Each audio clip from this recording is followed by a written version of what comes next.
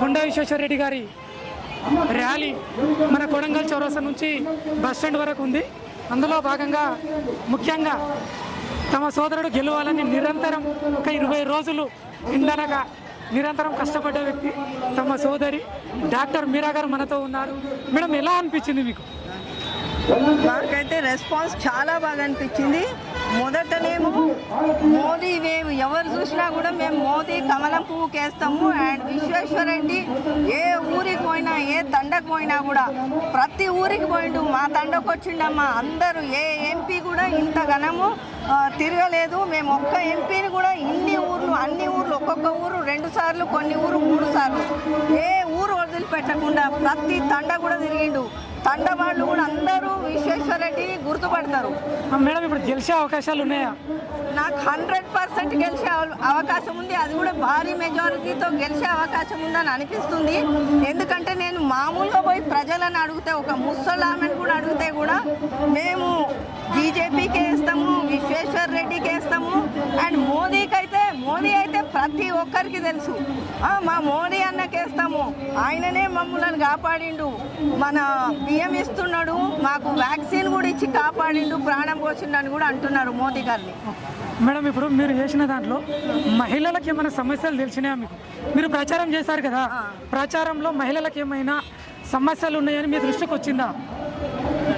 మహిళలకు ఉన్న సమస్యలు మాకు మోదీ గారు చాలా మటుకు తీర్చిండు అన్నారు. మెయిన్గా మన బాత్రూమ్లు కట్టించి మేము బయటికి పోని అవసరం లేకుండా చేసిండు అన్నారు. కానీ ప్రత్యేకంగా మహిళకు ఉన్న కష్టాలు నాకేమి కనబడలేదన్నారు. ఈమె మా సిస్టర్ అమెరికా నుంచి వచ్చింది మొన్న ఫస్ట్ రోజు మా తమ్మునికి క్యాన్వాస్ చేసేందుకు, ఓటు కూడా వేసేందుకు వచ్చింది. ప్రచారం నేను 2 నెలలు అయింది యాక్చువల్లీ. అంటే గెలిచే అవకాశాలు అయితే ఉన్నాయి కదా? 100%. గెలిచిన తర్వాత వస్తారా, మళ్ళీ అటే పోతారా? ఓన్లీ ప్రచారానికి వచ్చారు? లేదు, నేను రిటైర్ అయినా కదా. వీళ్ళిద్దరు అమెరికా నుండి వచ్చింది, కానీ నేను ఇక్కడనే ఉంటా. కాదు మరి తను ప్రచారానికి లేదు అసలు. ఏమి ప్రచారము పవర్ లేనప్పుడు కూడా ఈ చేవెళ్ళ, ఈ ధర్మసాగరము మా తాత ముత్తాతల ఏరియా కాబట్టి చాలా పైకి రావాలని తను గైనకాలజిస్ట్. కానీ ప్రతి మనిషికి అక్కడ అప్పుడు ధర్మసాగరంలో ఇది లేదు అని, ఏది ధర్మసాగరంలో మెడికల్ ఫెసిలిటీస్ లేవని, యాంటీబయాటిక్స్ ఏవేవి వాళ్ళకు ఎక్స్పెన్సివ్ మెడిసిన్స్ డొనేషన్లతోటి పట్టుకొచ్చి పర్సనల్గా ఇచ్చేది. సో ఇప్పుడే కాదు, విశ్వేశ్వర్ ఓడిపోయినాక కూడా ప్రతి విలేజ్ తిరిగిండు.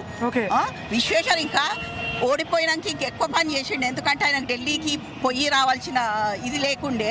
ఐ థింక్ ఎక్కువ టైం పెట్టి ఇంకెక్కువ పని చేసిండు యాక్చువల్లీ. సో మీరు ఒక్కసారి కూడా అనుకోసాలరు ఏంటి అంటే ఎలక్షన్స్ అయినాక మర్చిపోతాము అని. అవును మేడం, క్వశ్చన్ వేసాను నేను. అయితే ఇంకొకటి మేడం, ఈ జనాన్ని చూస్తే మీకు ఏమనిపిస్తుంది?